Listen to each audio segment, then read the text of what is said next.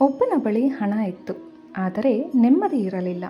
ಇನ್ನೊಬ್ಬನ ಬಳಿ ಹಣ ಕಡಿಮೆ ಇತ್ತು, ಆದರೆ ಸಂತೋಷ ಇತ್ತು. ಯಾಕೆ ಗೊತ್ತಾ? ನಮಸ್ಕಾರ ಸ್ನೇಹಿತರೆ. ಇಂದು ನಾನು ನಿಮಗೆ ಒಂದು ಸುಂದರ ಕಥೆಯನ್ನು ಹೇಳಲಿದ್ದೇನೆ. ಈ ಕತೆ ಕೇವಲ ಮಹಾಲಕ್ಷ್ಮಿಯ ಬಗ್ಗೆ ಮಾತ್ರವಲ್ಲ, ಒಂದು ಮನೆಯ ಸಂತೋಷ, ನೆಮ್ಮದಿ ಮತ್ತು ನಿಜವಾದ ಸಮೃದ್ಧಿಯ ಬಗ್ಗೆ. ಈ ಕಥೆಯನ್ನು ಕೊನೆಯವರೆಗೂ ಕೇಳಿ, ಏಕೆಂದರೆ ಕೊನೆಯಲ್ಲಿ ಒಂದು ದೊಡ್ಡ ಜೀವನ ಪಾಠ ಅಡಗಿದೆ. ಬಹಳ ವರ್ಷಗಳ ಹಿಂದೆ ಒಂದು ಸಣ್ಣ ಹಳ್ಳಿಯಲ್ಲಿ ರಾಮಯ್ಯ ಎಂಬ ವ್ಯಕ್ತಿ ವಾಸಿಸುತ್ತಿದ್ದ. ಅವನಿಗೆ ದೊಡ್ಡ ಮನೆ ಇತ್ತು, ಜಮೀನು ಇತ್ತು, ಹಸುಗಳೂ ಇದ್ದವು, ಹಣವೂ ಇತ್ತು. ಹಳ್ಳಿಯವರು ಅವನನ್ನು ಶ್ರೀಮಂತ ಎಂದು ಕರೆಯುತ್ತಿದ್ದರು. ಆದರೆ ಒಂದು ವಿಚಿತ್ರ ಸಂಗತಿ ಇತ್ತು. ಅವನ ಮನೆಯಲ್ಲಿ ಸಂತೋಷ ಇರಲಿಲ್ಲ. ಪ್ರತಿದಿನ ಏನಾದರೂ ಜಗಳ, ಒಬ್ಬರ ಮೇಲೆ ಒಬ್ಬರಿಗೆ ಅಸಮಾಧಾನ, ಯಾರಿಗೂ ತೃಪ್ತಿ ಇರಲಿಲ್ಲ. ಮನೆಯಲ್ಲಿ ಎಲ್ಲವೂ ಇದ್ದರೂ ನೆಮ್ಮದಿ ಮಾತ್ರ ಇರಲಿಲ್ಲ. ಅದೇ ಹಳ್ಳಿಯಲ್ಲಿ ಇನ್ನೊಬ್ಬ ಮಹಿಳೆ ವಾಸಿಸುತ್ತಿದ್ದಳು. ಅವಳ ಹೆಸರು ಗೌರಮ್ಮ. ಅವಳ ಮನೆ ತುಂಬ ಚಿಕ್ಕದು, ಹಣವೂ ಹೆಚ್ಚು ಇರಲಿಲ್ಲ. ಆದರೆ ಆ ಮನೆಯಲ್ಲೊಂದು ವಿಶೇಷತೆ ಇತ್ತು. ಅಲ್ಲಿ ಯಾವಾಗಲೂ ನಗು ಇತ್ತು, ಪ್ರೀತಿ ಇತ್ತು, ಒಬ್ಬರಿಗೊಬ್ಬರು ಸಹಾಯ ಮಾಡುವ ಮನಸ್ಸು ಇತ್ತು. ಒಂದು ದಿನ ಹಳ್ಳಿಗೆ ಒಬ್ಬ ವೃದ್ಧ ಮಹಿಳೆ ಬಂದಳು. ಅವಳು ಹಸಿದಿದ್ದಳು, ದಣಿದಿದ್ದಳು. ಮೊದಲು ಅವಳು ರಾಮಯ್ಯನ ಮನೆಗೆ ಹೋದಳು. ಅಲ್ಲಿ ದೊಡ್ಡ ಬಾಗಿಲು, ದೊಡ್ಡ ಮನೆ, ಸಂಪತ್ತು ಎಲ್ಲವೂ ಇತ್ತು. ಆದರೆ ಯಾರೂ ಆ ಮಹಿಳೆಯನ್ನು ಒಳಗೆ ಕರೆಯಲಿಲ್ಲ. ನಮಗೆ ಸಮಯ ಇಲ್ಲ ಎಂದು ಹೇಳಿ ಕಳುಹಿಸಿದರು. ನಂತರ ಆ ಮಹಿಳೆ ಗೌರಮ್ಮನ ಮನೆಗೆ ಹೋದಳು. ಅಲ್ಲಿ ದೊಡ್ಡ ಸೌಕರ್ಯ ಇರಲಿಲ್ಲ, ಆದರೆ ಒಂದು ಹೃದಯ ಇತ್ತು.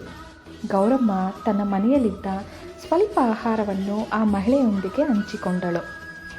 ಆ ಮಹಿಳೆ ನಗುತ್ತಾ ಹೇಳಿದಳು, ನೀನು ನನಗೆ ಅನ್ನ ಕೊಟ್ಟಿಲ್ಲ, ನಿನ್ನ ಮನಸ್ಸಿನ ಒಳ್ಳೆಯತನವನ್ನು ತೋರಿಸಿದೆ.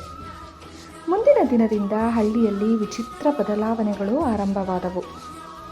ರಾಮಯ್ಯನ ಮನೆಯಲ್ಲಿ ಹಣ ಇದ್ದರೂ ಸಮಸ್ಯೆಗಳು ಹೆಚ್ಚಾಗತೊಡಗಿದವು. ಗೌರಮ್ಮನ ಜೀವನದಲ್ಲಿ ನಿಧಾನವಾಗಿ ಸಂತೋಷ ಹೆಚ್ಚಾಯಿತು.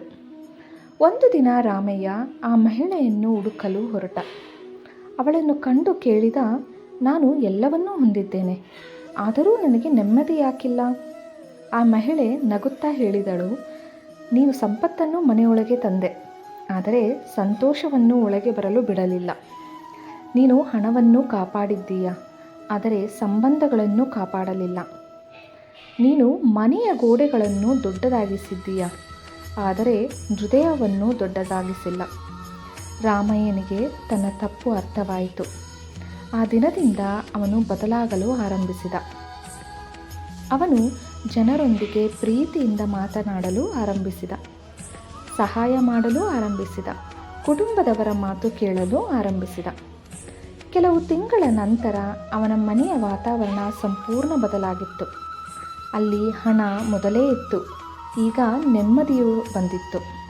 ಸ್ನೇಹಿತರೆ, ಈ ಕಥೆಯಲ್ಲಿ ಮಹಾಲಕ್ಷ್ಮಿ ಎಂದರೆ ಕೇವಲ ಹಣವಲ್ಲ. ಮಹಾಲಕ್ಷ್ಮಿ ಎಂದರೆ ನೆಮ್ಮದಿ, ಆರೋಗ್ಯ, ಒಳ್ಳೆಯ ಸಂಬಂಧಗಳು, ತೃಪ್ತಿ, ಕೃತಜ್ಞತೆ, ಪ್ರೀತಿ. ಹಣ ಇರುವ ಎಲ್ಲ ಮನೆಗಳಲ್ಲಿ ಸಂತೋಷ ಇರಬೇಕೆಂದಿಲ್ಲ, ಆದರೆ ಸಂತೋಷ ಇರುವ ಮನೆಗಳಲ್ಲಿ ಒಂದು ವಿಶೇಷ ಸಂಪತ್ತು ಇರುತ್ತದೆ. ಜೀವನದಲ್ಲಿ ನಾವು ಗಳಿಸುವ ದೊಡ್ಡ ಸಂಪತ್ತು ಬ್ಯಾಂಕ್ ಖಾತೆಯಲ್ಲಿ ಇರುವ ಹಣವಲ್ಲ, ನಮ್ಮನ್ನು ಪ್ರೀತಿಸುವ ಜನರು, ನಮ್ಮನ್ನು ಆಶೀರ್ವದಿಸುವ ಹಿರಿಯರು, ನಮ್ಮೊಂದಿಗೆ ನಗುವ ಕುಟುಂಬ. ಇದೇ ನಿಜವಾದ ಮಹಾಲಕ್ಷ್ಮಿಯ ಕೃಪೆ ಎಂದು ಹೇಳಬಹುದು. ಸ್ನೇಹಿತರೆ, ಈ ಕತೆ ನಿಮಗೆ ಇಷ್ಟವಾದರೆ ಕಮೆಂಟ್ನಲ್ಲಿ ಜೈ ಮಹಾಲಕ್ಷ್ಮಿ ಎಂದು ಬರೆಯಿರಿ. ವಿಡಿಯೋ ಇಷ್ಟವಾದರೆ ಲೈಕ್ ಮಾಡಿ.